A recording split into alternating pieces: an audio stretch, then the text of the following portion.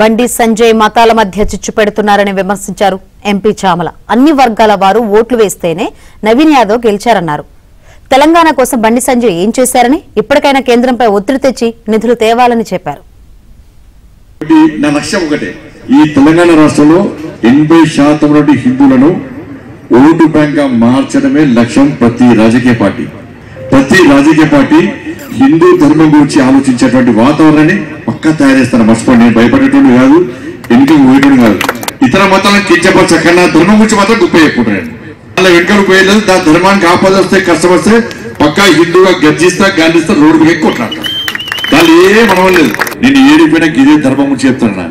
నా గురించి వేరే ఆశించద్దు. నేను ఈ ధర్మం కోసం మాత్రమే పనిచేస్తాను. ఆ దారిలోకి తెచ్చుకునే ప్రయత్నం చేసినప్పుడు నేను మీ దానిలో ఈ తెలంగాణ రాష్ట్రంలో కానీ ఆంధ్ర రాష్ట్రంలో కానీ ఇలా పవన్ కళ్యాణ్ గారు సనాతన ధర్మం కోసం పనిచేస్తున్నారు. హిందూ సమాజం అంతా కూడా పవన్ కళ్యాణ్ గారు చెప్పేటువంటి సనాతన ధర్మం గురించి చెప్పేటువంటి విషయాన్ని తూచా తప్పకుండా పాటించి, ఎవరైతే ఇతర మతాలకు కన్వర్ట్ అయిన హిందువులందరూ కూడా, ఎవరైతే ఆంధ్రలో హిందువులందరూ కూడా ఇతర మతాలకు కన్వర్ట్ అయ్యారో, మారిరో, వాళ్ళందరూ కూడా పునరాలోచించే పరిస్థితి ఆంధ్రలో వచ్చిందంటే దానికి ప్రధాన కారణం పవన్ కళ్యాణ్ గారు సనాతన ధర్మం గురించి మాట్లాడడం. హిందువుగా ఒట్టు, నువ్వు క్రైస్తవులుగా ఒట్టు, నువ్వు ముస్లిం ఒట్టు అని చెప్పి ఒక నిర్ణయం జరిగింది.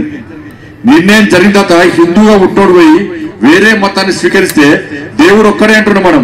ఆ దేవుడు ఏమంటాడు, అరే వీడంతా బట్టెపాచి గారా, దేవుడు నిర్ణయం జరిగింది హిందువుగా ఒట్టుపని, వాళ్ళ దేవుడిని మోసం చేసి నా దగ్గరకు వచ్చింది. వీడు రేపు నన్ను మోసం చేసి ఇంకో దగ్గర పోతాడు.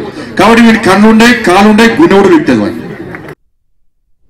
మీ తోటి పార్లమెంట్ సభ్యులు, కేంద్ర మంత్రివర్యులు కిషన్ రెడ్డి గారి సికింద్రాబాద్ నియోజకవర్గంలోని జూబ్లీహిల్స్ కూడా ఒక పార్ట్, అంటే ఒక అసెంబ్లీ. ఆ పార్లమెంట్ లో గత ఎన్నికలలో వచ్చిన ఓట్లు ఇప్పుడు ఎందుకు రాలేదు, లేదా మీరేమైనా అంతర్గతంగా బీఆర్ఎస్ కి మద్దతు ఇచ్చిరా అనేది మొదటి అంశం మీరు ప్రజలకు తెలియజేయాలి. తెలియకపోతే మీరు ఇంటర్నల్ గా పార్టీల కోసం చర్చ చేసుకోవాలి. ఈ రోజు ప్రజల మధ్యన కులమతాల పేరుతో చిచ్చు పెట్టాల్సినటువంటి పరిస్థితి మీరు తీసుకురావడం మంచిది కాదని మీకు తెలియజేస్తున్నాను. ఎందుకంటే ఈ రాష్ట్రంలో ప్రజలు ఎవరికి ఓటేస్తే మాకు భవిష్యత్ బాగుంటుందన్న ఆలోచనతోటి ఓట్లేయడం జరుగుతుంది. ఈ రోజు నవీన్ యాదవ్ జూబ్లీహిల్స్ లో గెలిచిందంటే కేవలం ఒక మతమో కులానికి సంబంధించిన ఓట్లతోటి గెలవలే. రేవంత్ రెడ్డి గారి ప్రజా పాలనలో భాగంగా నవీన్ యాదవ్ అనే ఒక బీసీ బిడ్డకు టికెట్ ఇస్తే భవిష్యత్తులో మంచి చేస్తాడన్న ఉద్దేశంతో ఈ రోజు ఒక 25,000 ఓట్ల మెజార్టీ తోటి గెలిపించడం జరిగింది.